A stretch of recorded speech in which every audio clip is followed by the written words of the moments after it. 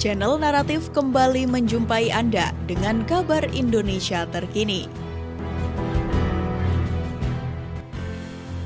Menteri Perhubungan Budi Karya Sumadi bersama Direktur Jenderal Perhubungan Udara M. Kristi Endah Murni, Direktur Jenderal Perhubungan Laut Arif Thoha, serta Wakil Gubernur Nusa Tenggara Timur Joseph Naisoi meninjau kesiapan sarana prasarana konferensi tingkat tinggi KTT ASEAN ke-42.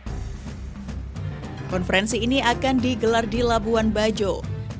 Dalam rangka persiapan itu, Menteri Perhubungan Budi Karya Sumadi mengecek kesiapan sarana dan prasarana transportasi untuk mendukung kelancaran pergerakan delegasi yang terdiri dari para pemimpin negara serta peserta KTT ASEAN.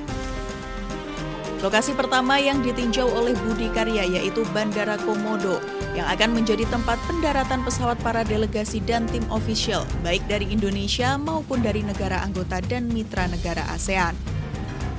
Budi mengungkapkan pihaknya ingin memastikan dukungan dari sektor transportasi berjalan dengan baik, sehingga turut mensukseskan penyelenggaraan KTT ASEAN di mana Indonesia dipercaya sebagai ketua pertemuan seperti halnya event internasional G20 tahun lalu.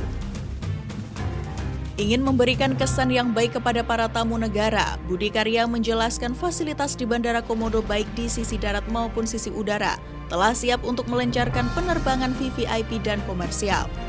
Bandara Komodo sendiri akan menjadi titik pertemuan sementara para tamu negara yang hadir di KTT ASEAN.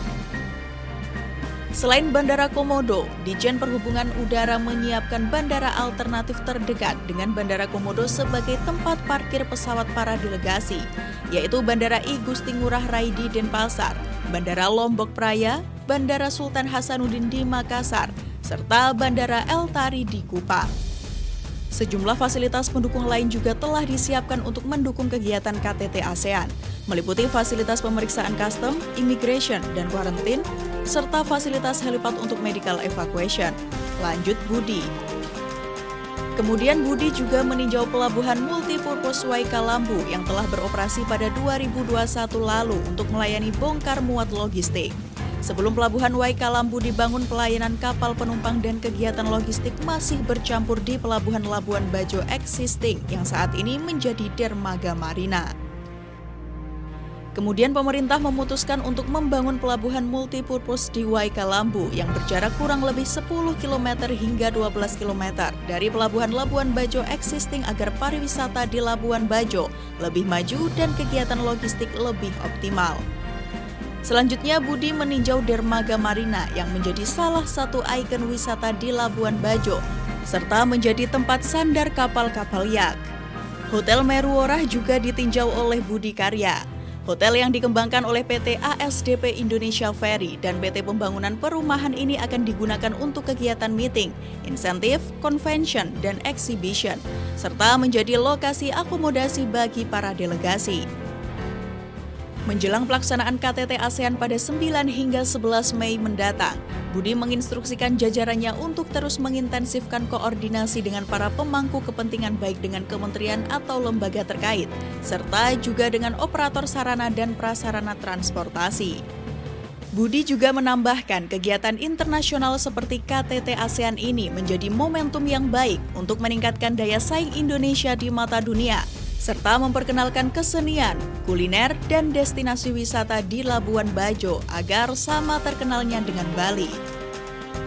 Sebelumnya pada 14 Maret lalu, Presiden RI Joko Widodo didampingi Ibu Iriana Jokowi, Menteri PUPR Basuki Hadi Mulyono, Sekretaris Kabinet Pramono Anung, serta Gubernur NTT Victor Laiskodat juga meninjau kesiapan fasilitas yang akan digunakan untuk konferensi tingkat tinggi ASEAN ke-42 ini.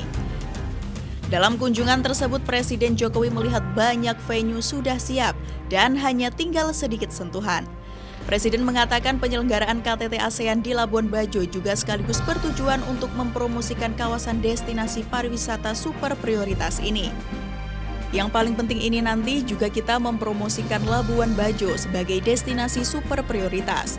Di Golomori ini bagus, kita lihat di yang Labuan Bajo juga bagus. Saya kira ya semuanya di tengok kanan, tengok kiri, semuanya bagus dan indah, ujar Presiden Jokowi.